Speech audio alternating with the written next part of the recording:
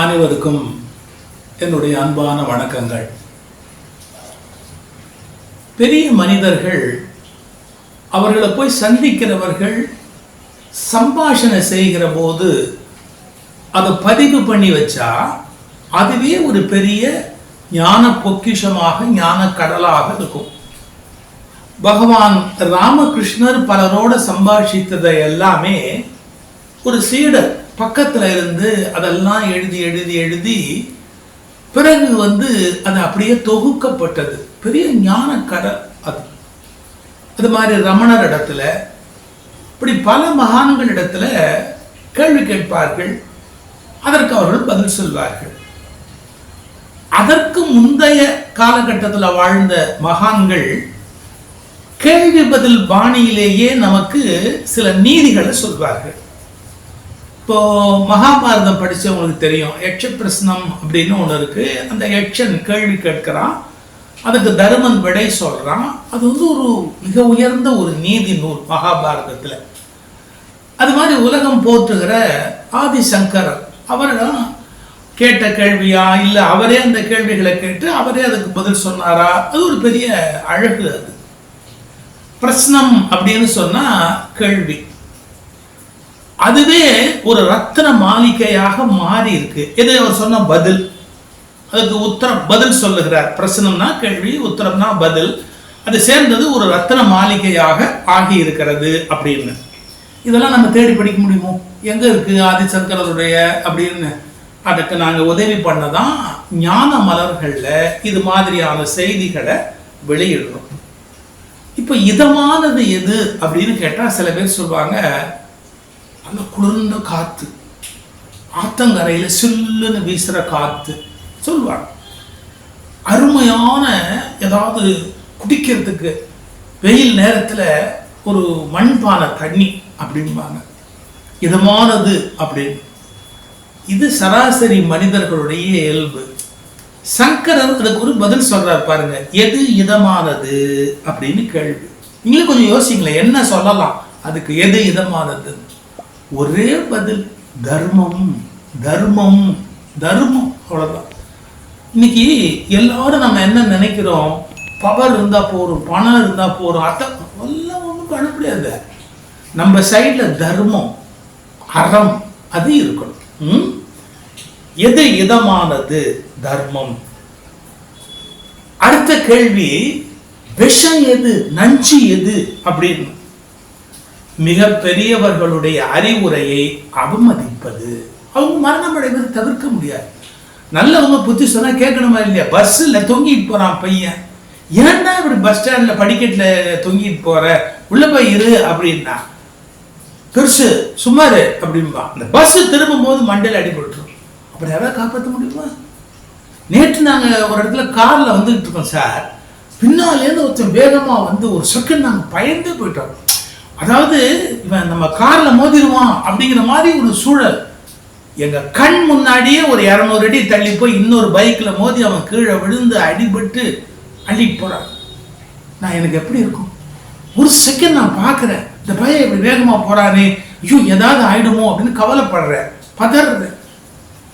எங்க கார்ல அடிபட்டு இருக்க வேண்டியது போய் எங்கேயோ போ ஒரு வண்டியில் அடிச்சு நம்ம கீழே விழுந்து.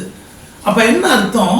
நம்ம பெரியவங்க ஒன்று சொல்றாங்க அப்படின்னு சொன்னா ஓவர் ஸ்பீட் போகாதப்பா, முறையா விதிகளை எல்லாம் சாலை விதிகளை பின்பற்றுப்பா அப்படின்னா அதெல்லாம் லூசு பண்றது அப்படிம்பாங்க. நஞ்சியது பெரியவர்களுடைய அறிவுரையை அவமதிப்பது. மதுவை போல் மயக்கத்தை உண்டு பண்ணுவது எது அப்படின்னா பற்றுதல். பிள்ளை மேல பற்று, மனைவி மேல பற்று, இல்ல பொருள் மேல பற்று இருக்கணும். நம்ம எல்லாம் பாசம் இல்லாம குடும்பத்தை நடத்த முடியாது. பட் அதுக்காக ஒரு அபரிமிதமான பற்றுக்காக வாழ்நாள் முழுக்க துன்பப்படுறவங்க எவ்வளோ பேர் இருக்கிறாங்க. எனக்கு தெரிஞ்ச பல பேர் இங்க பிள்ளைகளை வளர்த்து ஆளாக்கி அதுல படிக்க வைக்கணும், இத்தனோண்டு தயிர் சாதத்தை தின்னுட்டு எல்லாம் கடந்து அப்புறமும் பிள்ளைங்க வெளிநாட்டுக்கு போய் அப்புறமும் பிள்ளைங்க இவங்களை காப்பாற்றாம அங்கேருந்து அந்த பிள்ளைங்க எனக்கு எலக்ட்ரிக் பில்லை கட்டு, அத்தை கட்டு, இத்தை கட்டுன்னு பற்று பற்று பற்று பற்று பற்றுனால அவ்வளவு கஷ்டம். மதுவை போல் மயக்கத்தை உண்டு பண்ணுவது எது? பற்றுதல். உங்க எதிரி யாரு? யோசிச்சிருக்கீங்களா என்னைக்காவது? உங்க எதிரி யாரு? சோம்பல்னு. நம்முடைய சோம்பலை விட நமக்கு வேற எதிரியே இருக்க முடியாது. எவ்வளவு பாருங்க, ஹைலி பிலசாபிக்கல், அதே நேரத்தில் நம்ம வாழ்க்கையை புரட்டி போடக்கூடிய செய்தி. இதெல்லாம் ஆதிசங்கருடைய பதில்கள். கள்வர்கள் யார்? யாரு திருடன் அப்படின்னா, உங்கள் புலன்களை எடுத்துக்கொண்டு போகும் விஷயங்கள். கண்ணு, நம்முடைய சாப்பிட்றதுக்கான அந்த நாக்கில் இருக்கிற ஆசை, அப்புறம் இதெல்லாம் என்ன பண்ணுது? 5 புலன்களும் எடுத்துட்டு போதில்லை. அதை விட பெரிய திருடன் யாருமே கிடையாது அப்படின்னு. எல்லாரும் எதுக்கு பயப்படுறாங்க அந்த உலகத்துல? போலீஸுக்கு பயப்படுறாங்களா? சட்டத்துக்கு பயப்படுறாங்களா? இல்லாட்டி ரவுடிக்கு பயப்படுறாங்களா? எல்லாம் ஒரு விஷயத்துக்கு பயப்படுறான். எதுக்கு? சாவுக்கு, இறப்பதற்கு பயப்படுகிறார். எனக்கு இன்னொரு அருமையான விஷயம், குருடனை விட கொடிய குருடன் யார் அப்படின்னு ஒரு கேள்வி. குருடனை விட யார் குருடனா இருக்க முடியும்? அதுக்கு ஒரு பதில், ஆசைகள் அதிகம் உள்ளவன். ஒண்ணுமே அவனுக்கு கண்ணு தெரியாது, எதையுமே அவனால் பார்க்க முடியாது. இதே ஞானமலர்கள் ஒரு சின்ன கதை ஒன்று போட்டுருக்குறோம். ஒரு சின்ன கதை, ரொம்ப அழகான கதை. என்ன தெரியுங்களா? ஒருத்தர் என்ன சொன்னார், வாடா எல்லாரும் வரிசையாக நில்லுங்க, உங்களுக்கு நான் ஏதாவது பணம் தரேன். நம்மள்ட்ட பணம் தரேன்னா எங்கேயும் போய் நிற்பேன், வரிசையாக நின்னா எல்லாரும். அவர் என்ன சொன்னார், முதல்ல யார் நிற்கிறானோ அவனுக்கு 1 ரூபா, ரெண்டாவதா யார் நிற்கிறானோ அவனுக்கு 2 ரூபா, அப்படியே போகும். 10,000னா 10 ரூபா, 100வது ஆள்னா 100 ரூபா, 1000வது ஆள்னா 1000 ரூபா. அப்படித்தான் நான் கொடுக்க போறேன்னா. முதல்ல இருந்தவன் சொன்னான், அதை வந்துடுறேன் அப்படி போய் பின்னாடி நின்றுட்டான். 2வது ஆள் பார்த்தா, அண்ணே நீங்க வரிசைக்கு போ, நீங்க போங்கண்ணே, அவன் அந்த பக்கம் போயிட்டான். 3வது ஆள் கேட்டான், இங்க என்ன நடக்குது ஒண்ணுமே தெரியலையே, இருங்க எதுக்கும் பின்னாடி போய் நான் விசாரிச்சுட்டு வரேன். அப்போ எல்லாரும் பின்னாடி பின்னாடி பின்னாடி போறான். இவன் பணத்தை வச்சு நிக்கிறான், 1 ரூபாய வாங்கல. ஏன் முதல் பணம் 1 ரூபா தானே கிடைக்கும், அப்புறம் 2 ரூபா கிடைக்கும். 2வது ஆள்னா பின்னாடி பின்னாடி போறான். ரொம்ப ஆசை உள்ளவன் எதையுமே இந்த உலகத்துல அடையவே முடியாது. அதை ஒரு வார்த்தை சொல்றாரு பாருங்க, இந்த உலகத்துல குருடனை விட குருடன் யார்? ஆசைகள் அதிகம் உள்ளவன். சூரன் யார்? கெட்ட வழியில் போகும் மனத்தை அடக்குபவன். மதிப்புக்கு மூலம் எது? எதையும் யாரிடமும் கேட்காமல் இருப்பது. இந்த திருவிளையாடல்ல தர்மிக்கும் சிவபெருமானுக்கும் ஒரு கேள்வி பதில் வரும். இந்த சிவாஜியும் சரி நாகேஷும் அட்டாசம் பண்ணியிருப்பாங்கல்ல, அது மாதிரி இந்த கேள்வி பதில் படிச்சு பார்த்தா தான் என்னுடைய சுவை தெரியும். மதிப்புக்கு மூலம் எது? எதையும் யாரிடமும் கேட்காமல் இருப்பது. சில பேர் சொல்லுவோம், உங்களுக்கு இல்லாத செல்வாக்கா? கேட்டாதான் நமக்கு செல்வாக்கே இல்லைங்கிறது தெரிய வரும். எது துக்கம்? மன நிறைவு இல்லாமல் இருப்பது மிகப்பெரிய துக்கம். உயர்ந்த வாழ்வு என்று எதை சொல்லலாம்? குற்றங்கள் புரியாமல் வாழ்வதே. தாமரை மேல் தண்ணீரை போல் நிலையில்லாதவை எவை? இளமையில் செல்வம், ஆயுள், இவை தாமரையின் மேல் தண்ணீரை போல். சந்திரனுடைய கிரணங்களை போல் மற்றவர்களுக்கு இன்பம் தருபவர்கள் யார்? நல்லவர்கள். சந்திர அந்த கிரகணம் இல்ல, கிரணம், அதாவது ரேகை பட்டா குழுன்னு இருக்குல்ல, அது யாரு? நல்லவர்கள். எது சுகமானது? அனைத்தையும் தியாகம் செய்துவிட்டு பற்றின்றி வாழ்வது. சங்கரர் சொல்ல முடியும், நம்மால் சொல்ல முடியுமா? உண்மைதான், யோசிக்கும். எது இன்பம் தரும்? நல்ல மனதுடையவர்களின் சிநேகம். எது மரணத்துக்கு இணையானது? அசட்டுத்தனம். விலை மதிப்பற்றதென எதை குறிப்பிடலாம்? காலமறிந்து செய்யும் உதவி. இறக்கும் வரை உறுத்துவது எது? ரகசியமாய் செய்த பாவம். எவரை நல்வழிப்படுத்துவது கடினம்? துஷ்டர்கள் எப்போதும் சந்தேகத்திலேயே இருப்பார்கள், சோகத்திலேயே கழிப்பவர்கள், நன்றி கெட்டவர்கள் ஆகியோர் இவர்களை நல்வழிப்படுத்துவது கடினம். சாது என்பவர் யார்?